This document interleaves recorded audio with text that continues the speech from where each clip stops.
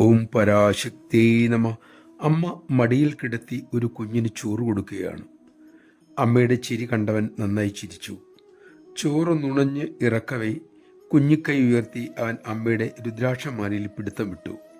അമ്മ തിരികെ, കുഞ്ഞെ, രുദ്രാക്ഷം വേണോ, ചോറ് വേണോ, അതോ രണ്ടും വേണോ? ചുറ്റിനും ഉണ്ടായിരുന്നവരുടെ ഹൃദയം മന്ത്രിച്ചു. അമ്മ ഇങ്ങനെയായിരിക്കാം ചോദിച്ചത്. കുഞ്ഞെ, ആധ്യാത്മിക ജീവിതം വേണോ, ലൗകിക ജീവിതം വേണോ, അതോ ഗൃഹസ്ഥാശ്രമിയാകണോ? കുഞ്ഞിന് ഇതിൽ ഏത് വേണമെങ്കിലും കൊടുക്കാൻ അമ്മയ്ക്ക് സാധിക്കുമല്ലോ.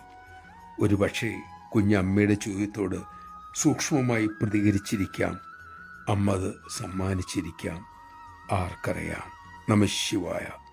പാരിജാത വൃക്ഷമായ അമ്മയിൽ നിന്നും ശാശ്വതമായത് മാത്രം ചോദിക്കാൻ നമുക്ക് സാധിക്കട്ടെ.